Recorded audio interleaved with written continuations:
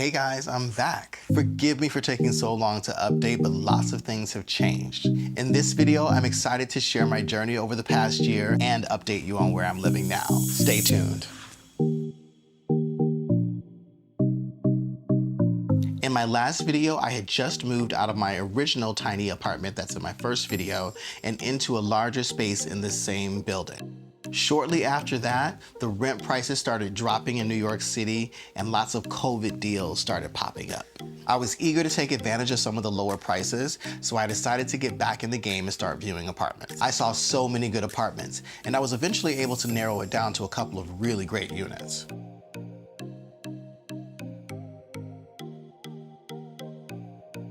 But in the end, I was not able to get out of my lease. I had no choice but to wait out my lease and see what was available on the market once my lease was over. I didn't want to invest any money or time into that space. I didn't even want to do any videos there, honestly, because I knew that I was going to be moving. By the time my lease was over, so were the COVID deals. But I was able to find a really cool studio apartment in Hell's Kitchen just down the street from where I was already living.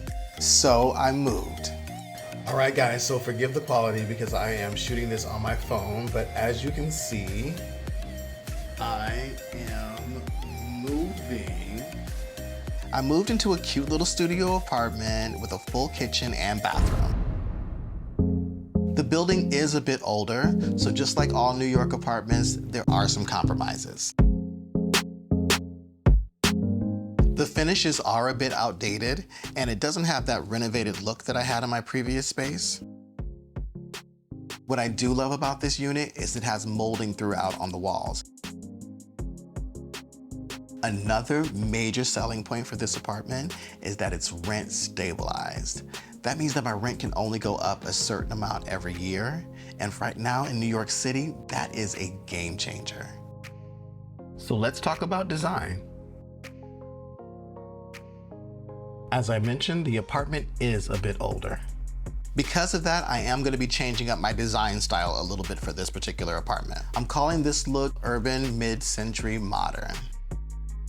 I decided to tackle the living room area of my studio first, so in this video, we're going to be focusing on that.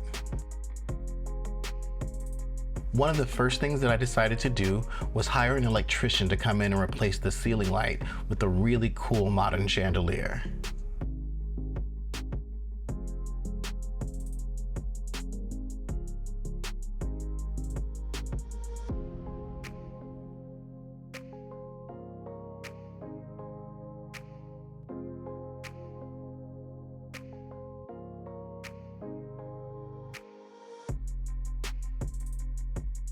Area rugs are a must for defining space in a studio apartment.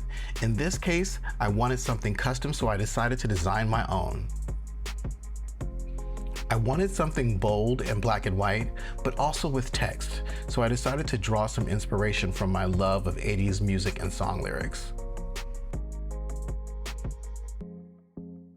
It was my first time designing a rug, so I was a bit nervous, but once it arrived, I couldn't have been happier with the results.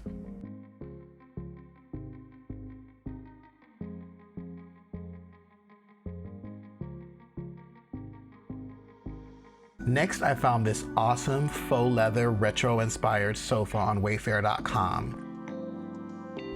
I thought it was a great match for the vibe of my space, so I decided to go ahead and order it.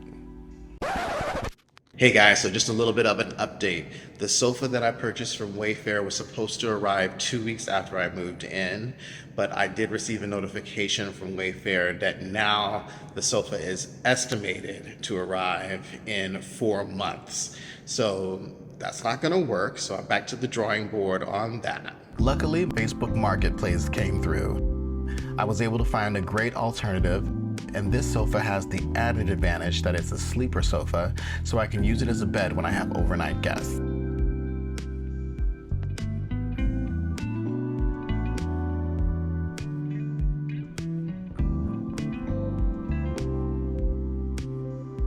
Once the sofa was in place, I decided to go ahead and get some artwork on the walls.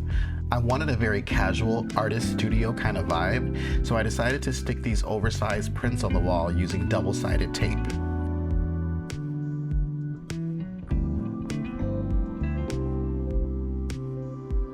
I learned during the process that it's best to put double-sided tape on the wall as well as on your print, and then you align the tape up when you adhere the print to the wall. By allowing the tape on the wall to overlap with the tape on your print, it gives it a lot of extra security.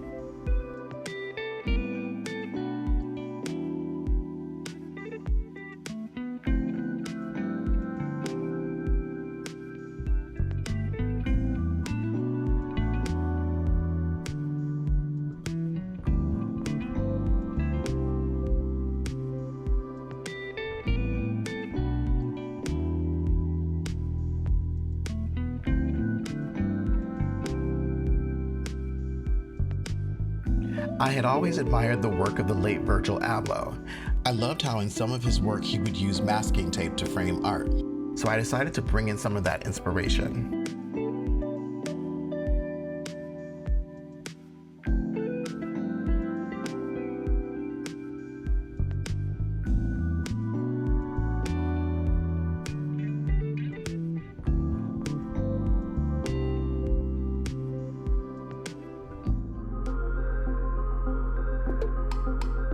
Next, I hit up Facebook Marketplace again, where I found these solid wood cubes from Crate & Barrel.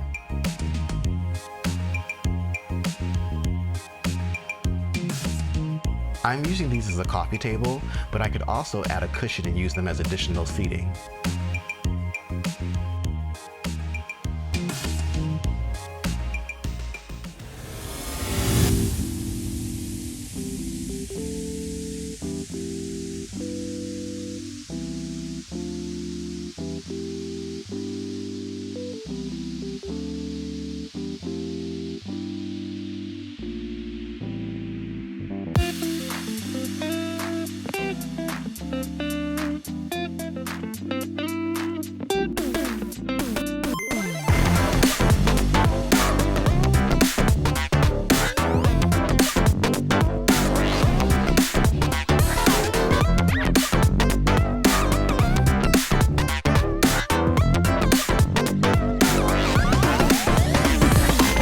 I really hope you enjoyed this video. Of course, you gotta stay tuned if you wanna see what I do with the rest of my apartment. And be sure to like this video and subscribe, and follow Pop Life Creative on Instagram for more urban lifestyle inspiration.